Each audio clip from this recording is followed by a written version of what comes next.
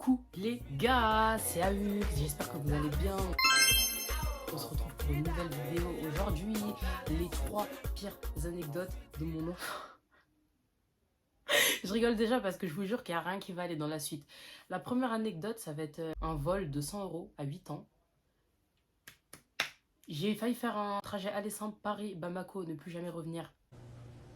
Je sais pas comment ça se fait que je suis toujours vivante aujourd'hui, toujours là devant la caméra, parce qu'il y avait vraiment rien qui allait cette histoire-là. La seconde anecdote, c'est comment casser les dents de ma meilleure amie. 2 fois en plus, pas une fois, hein, 2 fois. J'étais vraiment maladroite à l'époque, donc 2 fois je lui ai cassé les dents. Enfin bref, du coup, sans plus tarder, on va rentrer dans le vif du sujet.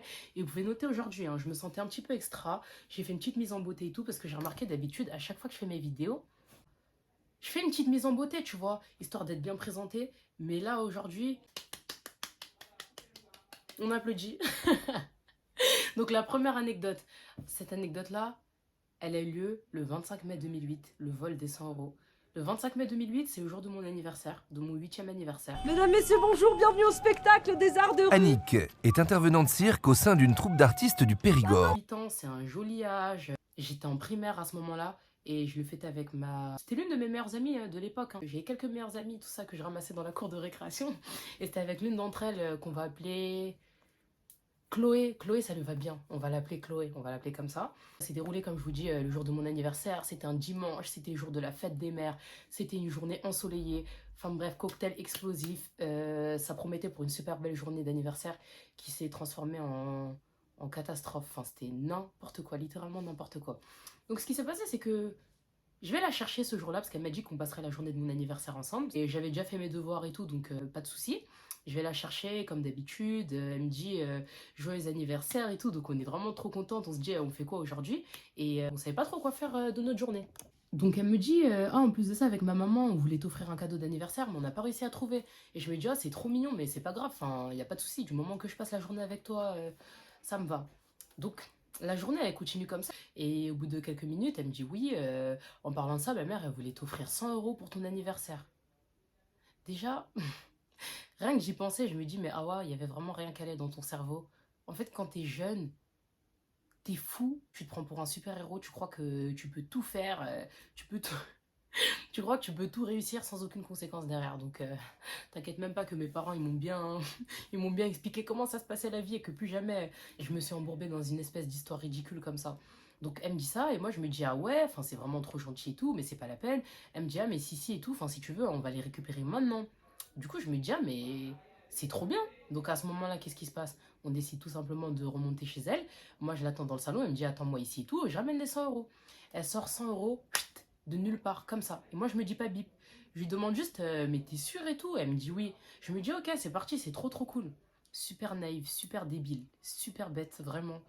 Tout- Toutes les conséquences derrière, c'était même pas assez. Franchement, mon enfant, il fait ça. Donc, qu'est-ce qui se passe? On sort dehors, il y avait le marché, il y avait du soleil. Comme c'était la fête des mères en plus de ça, les gens, ils vendaient des fleurs, etc. C'est-à-dire qu'elle m'achète une fleur, elle me l'offre. On achète de la barbe à papa, on achète des churros au marché.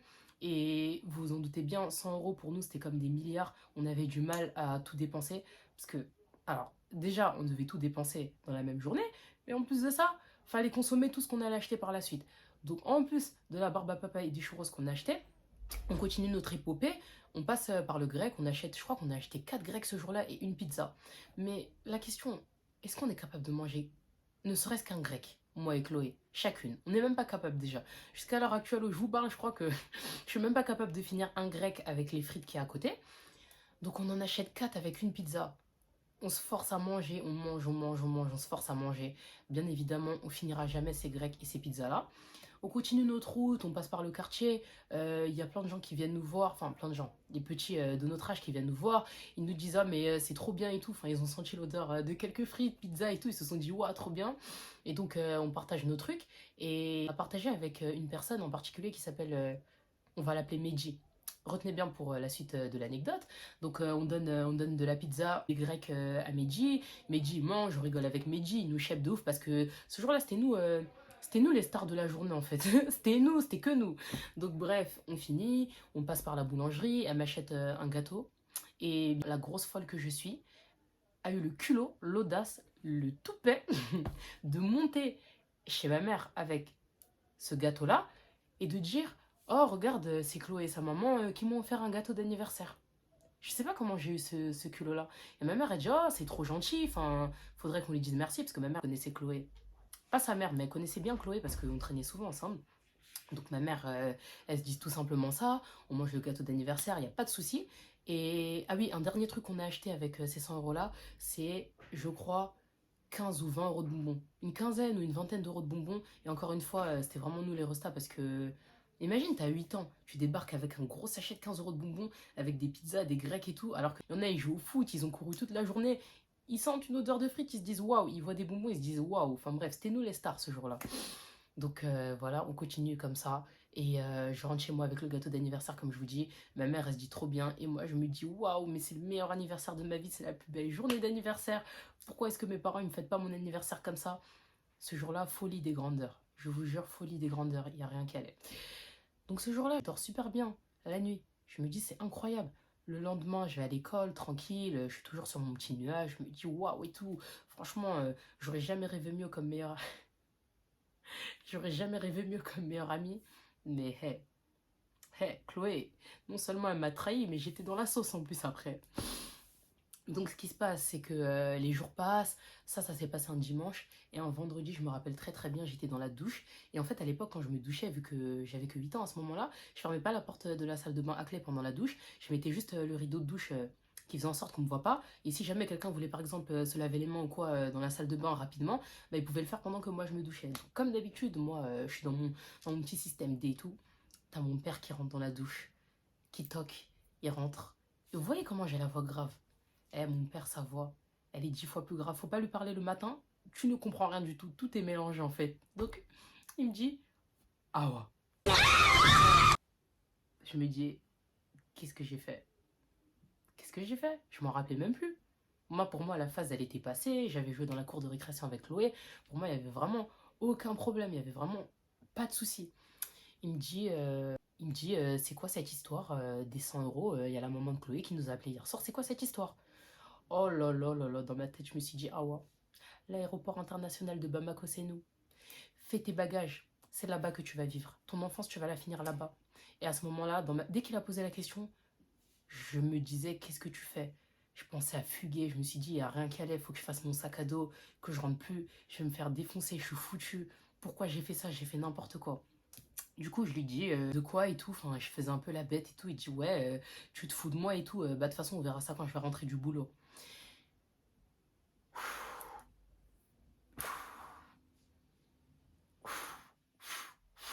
Là, je commence à me chier dessus. Sincèrement, je commence à me chier dessus. Mon ventre, il commence à tourner. J'avais pas de problème de digestion. De toute façon, j'avais même rien mangé.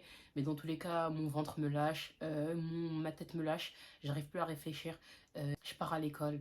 Je suis super dramatique dans ma façon de raconter le truc, mais je pars à l'école. J'arrive pas à me concentrer. La maîtresse, elle parle, elle parle. Je me dis, mais qu'est-ce qu'elle raconte celle-là? Franchement, I'm confused. là, je rentre dans les problèmes d'adulte en fait. Des histoires de vol de 100 euros, mais je suis dans les problèmes d'adulte en fait. Qu'est-ce que t'as fait, ma grande? T'as grandi trop vite. Même si on a dit que c'était ton anniversaire et que t'avais 8 ans, faut doser. Il n'y a pas eu de transition. Il n'y a pas eu de transition. Et donc, ce qui s'est passé, c'est que la mère de Chloé, elle est venue le samedi ou le dimanche, je sais plus. C'était un week-end, le week-end suivant, je m'en rappelle très très bien. Et sa maman, au début, elle vient en paix, elle dit qu'elle vient juste pour régler l'histoire parce que ce qu'on a fait, c'était inacceptable et tout, et que elle était obligée d'avertir ma mère quant à mon comportement et de celui de Chloé. Sauf que ce qui s'est passé, c'est qu'au début, sa mère, elle était venue en paix. Elle commence à raconter la version des faits de Chloé. Sauf que Chloé, elle avait trop menti. Elle avait menti sur plein de trucs. Elle a dit, ouais, non, mais moi, j'ai donné les 50 euros qui restaient à Awa.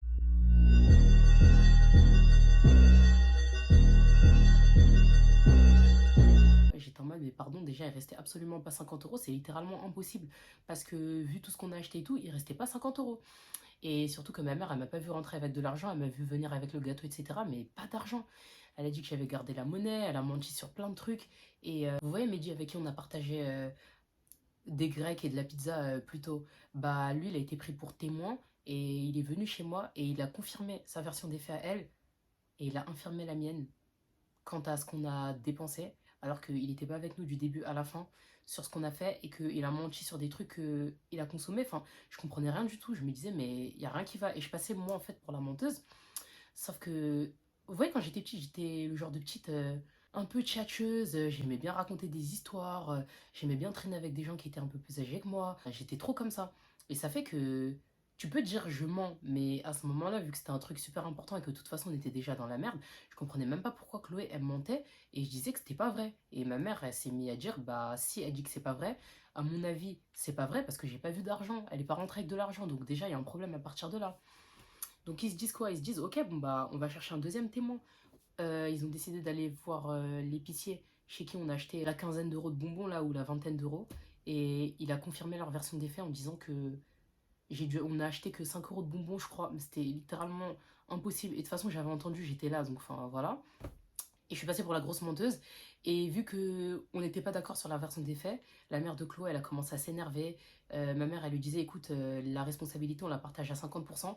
Je vous rembourse la moitié, ça sert à rien de venir crier ici, de faire du bruit, taper sur nos tables. Elle me parlait comme ça et tout. Enfin, vraiment, elle me parlait, elle faisait reculer ma tête. Et bah, j'étais super mal à l'aise. Enfin bref, donc ce qui s'est passé par la suite, c'est que dès qu'elles sont rentrées chez elles, j'avais qu'une idée, c'était soit ouvrir la fenêtre. Je me disais, ah ouais, c'est pas compliqué. Tu vois où on habite au 9e étage. Tu ouvres la fenêtre, tu sautes. Sinon, si c'est pas ça, tu prends ton sac à dos, tu mets une brosse à dents, du dentifrice, tu mets 2-3 culottes, un t-shirt, un jogging, tu reviens plus. Ça y est, c'est fini parce que mon père, au moment où la mère de Chloé elle est venue, il était pas là. Je me suis dit, quand il va rentrer, il va me défoncer. Et je me suis dit, je suis finito pipo. Donc bref, j'étais vraiment dans un état, t'as archi peur pendant une semaine. Déjà quand elles sont parties, je suis rentrée dans ma chambre, je suis plus du tout sortie. Je suis tombée malade. She has trauma. Je sais pas ce qui s'est passé, mais je vous promets, j'étais malade après. Je parlais plus du tout, je me disais, là, t'as fait une grosse dinguerie, tu es dans la sauce, voilà ma belle. La fin de cette histoire, c'est que ma mère, elle a minimisé les faits quand mon père il lui a demandé un compte-rendu de ce qui s'était passé quand la mère de Chloé était venue. Donc ça fait que je me suis pas repris un énième savon, mais ma mère, elle m'a mis la misère. Pendant un moment, c'était la misère pour moi. Et d'ailleurs, cette fille, Chloé, c'était fini. C'était terminé. Et cette histoire-là, c'était tellement la honte que de toute façon, moi, je l'ai jamais racontée. Enfin, je l'ai jamais racontée. Je l'ai très peu racontée. Et je pense qu'elle non plus, elle aurait pas eu le culot de... elle aurait pas eu le culot de relater cette histoire-là parce que c'est tellement n'importe quoi. Enfin bref, c'est la fin de la première anecdote. La deuxième anecdote, c'est les dents cassées de ma meilleure amie. Je lui ai cassé ses dents. Je crois qu'on avait 9 ans, que j'étais en CM1 à ce moment-là, et elle était en CE2.